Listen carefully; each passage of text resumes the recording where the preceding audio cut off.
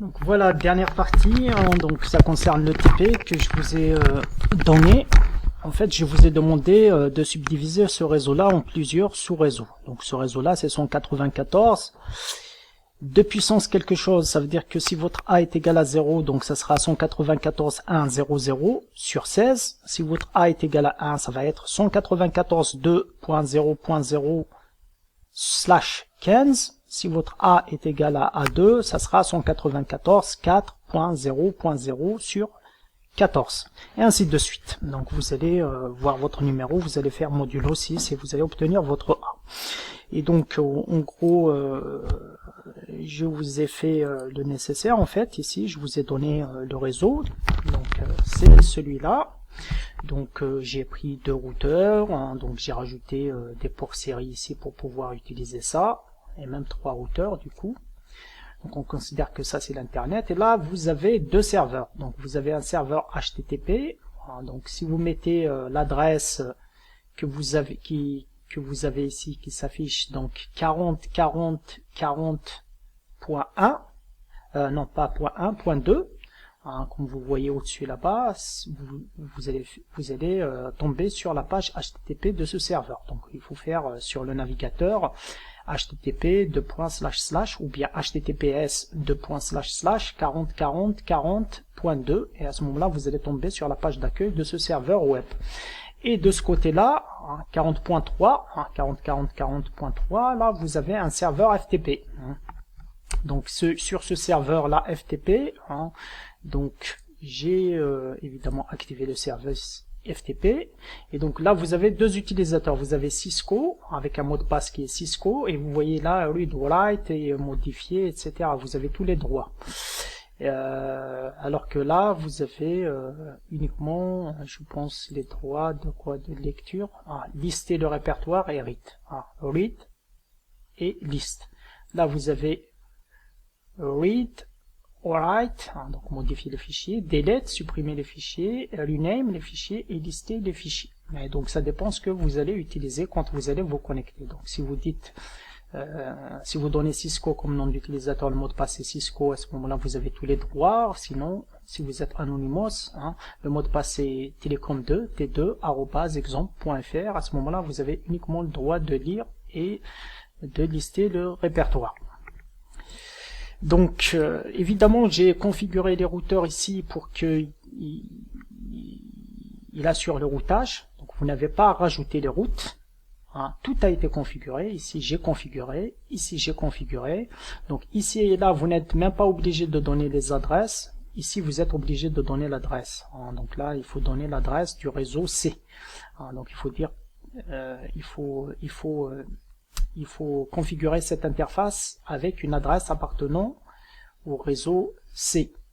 Donc là vous avez un réseau, et là vous avez un deuxième réseau, et là vous avez un troisième réseau. Et donc l'adresse que vous allez choisir ici, c'est une adresse qui appartient en fait à ce réseau-là, mais il ne faut pas dire qu'elle appartient à ce réseau-là, hein. Donc vous allez prendre une adresse qui appartient à ce réseau-là, mais vous allez mettre un préfixe en disant que cette adresse-là, c'est tout ce réseau-là.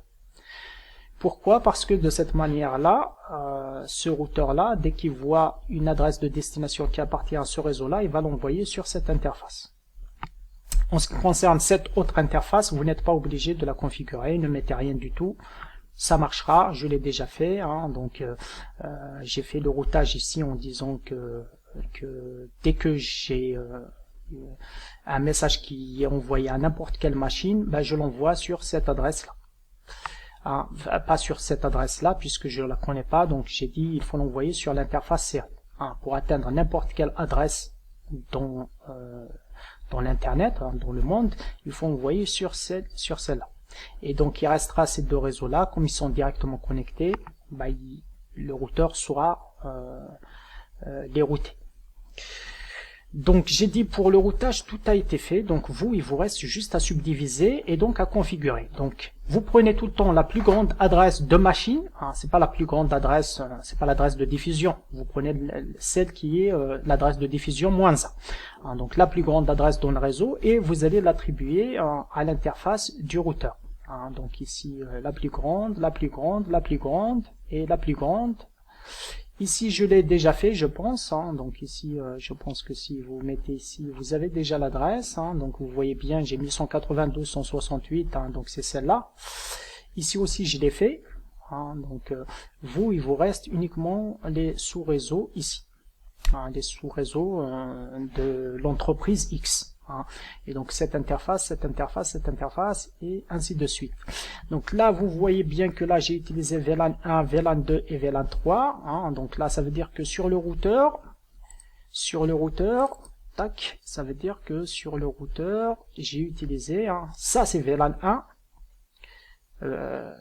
J'ai utilisé ce switch là, et sur le switch, donc 0 c'est VLAN 3, celle-là c'est VLAN 3, et là c'est VLAN 2, et celle-là c'est VLAN 1. Celle-là n'est pas utilisée, comme il n'est pas utilisé, c'est VLAN 1, mais je ne l'ai pas utilisé, parce que par défaut c'est VLAN 1. Donc ça c'est VLAN 1, VLAN 2 et VLAN 3 pour 0. Donc vous allez les configurer, hein, donc ça je l'ai configuré, hein. Donc j'ai déjà dit que l'interface là appartient à VLAN 3. Celle-là j'ai dit aussi qu'elle appartient à VLAN 2. Celle-là j'ai dit aussi qu'elle appartient à VLAN 1. Donc vous n'aurez pas à le faire. Vous devez uniquement associer des adresses à VLAN 3, VLAN 2 et VLAN 1. Hein. Associer des adresses à VLAN 3, VLAN 2, VLAN 1, ça se fait comme vous le faites pour les autres interfaces. Donc interface VLAN 2. Alors, ensuite, vous rentrez dans l'interface. À ce moment-là, vous allez faire IP ADDR, donc IP adresse, et donc vous allez donner l'adresse IP, le masque, et c'est réglé. Donc les VLAN, il faut faire no shutdown dessus. Je sais pas si je l'ai fait, mais je pense que je l'ai fait. Mais si je l'ai pas fait et que ça marche pas, une fois que vous avez donné l'adresse IP à votre VLAN, vous mettez no shutdown dessus. Hein. Pour les autres interfaces, on voit bien que elles sont déjà configurées, hein, comme c'est en vert ici. Donc j'ai mis des no shutdown dessus pour les activer. Parce que par défaut, l'interface d'un routeur est désactivée. Pour le switch, par défaut, l'interface est activée, donc il n'y a rien à faire. Donc, évidemment ici, si je fais un ping, hein, donc vous voyez ici, tac, je fais ici, et je prends cette machine-là vers cette machine-là. Donc là, le ping, il va s'afficher ici. Hein. J'ai cliqué ici, et donc là, vous voyez failed, c'est normal parce que c'est pas configuré.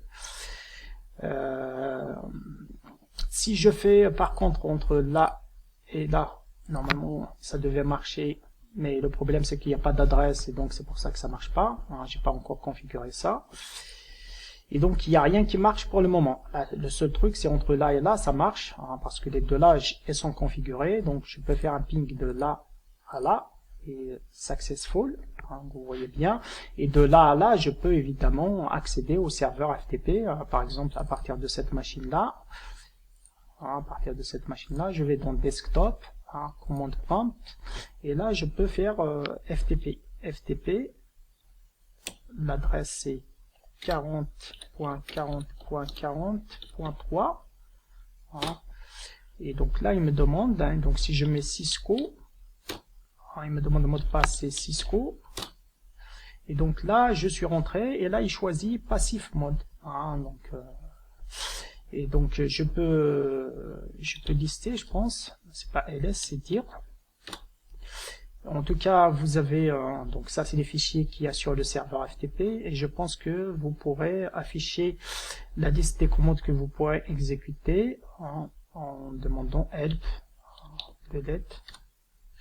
Donc là, vous voyez, vous avez cd, delete, dir, get pour récupérer un fichier. Donc si je mets get celui-là, il va me télécharger ce fichier-là. Et pendant le téléchargement, en fait, ce qui est pas mal, c'est que je pourrais ici, donc là, je vais faire delete, je vais mettre le simulation mode. Et donc je reviens ici, et pendant le téléchargement, je pourrais voir les paquets. Donc je pourrais, par exemple, j'ai dit téléchargement, c'est get, donc je mets get. Et je vais récupérer un fichier de plus petit ici, donc peut-être c'est celui-là le plus petit, donc je vais faire ça, tac,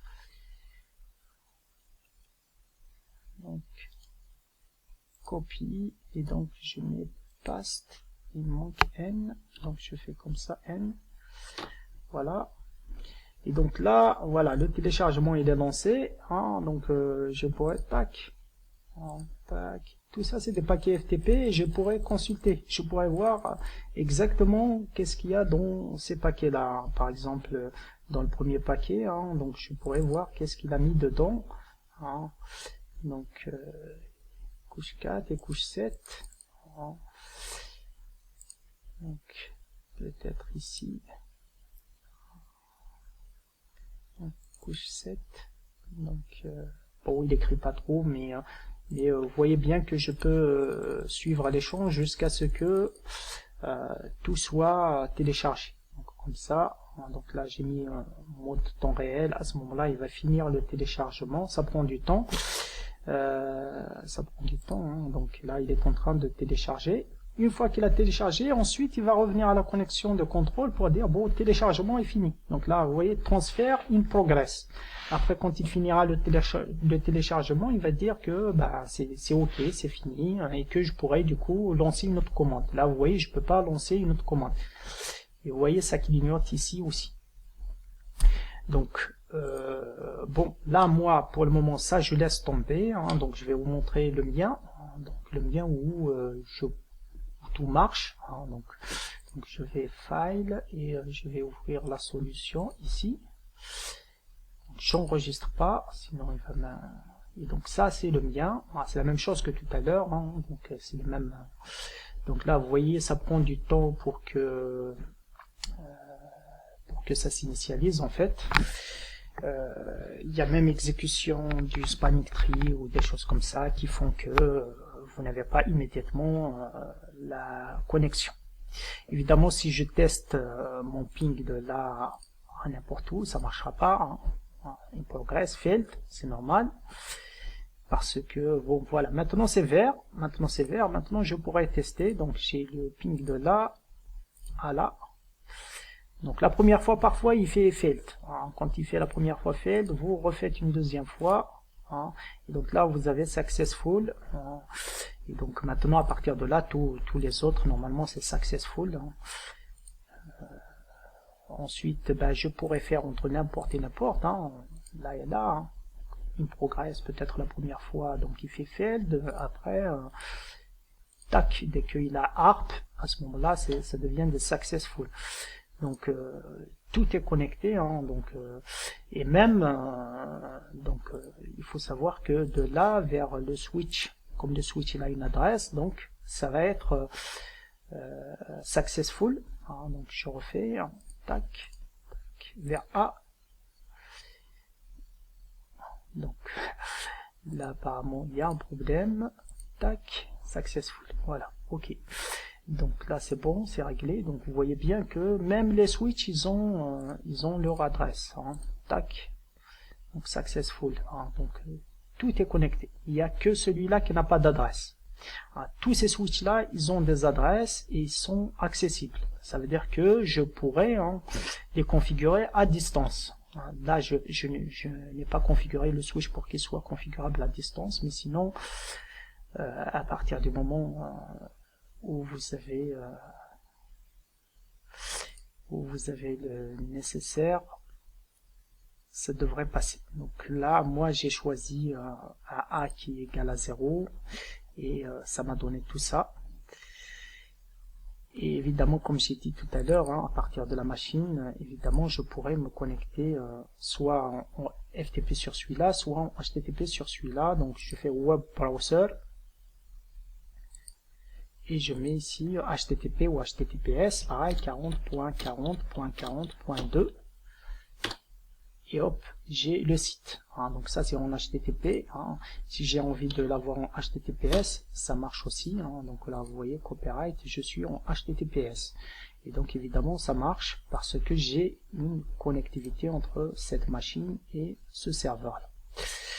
Donc à vous de faire tout le nécessaire. Hein. Donc vous allez configurer tout ça. Hein. Et,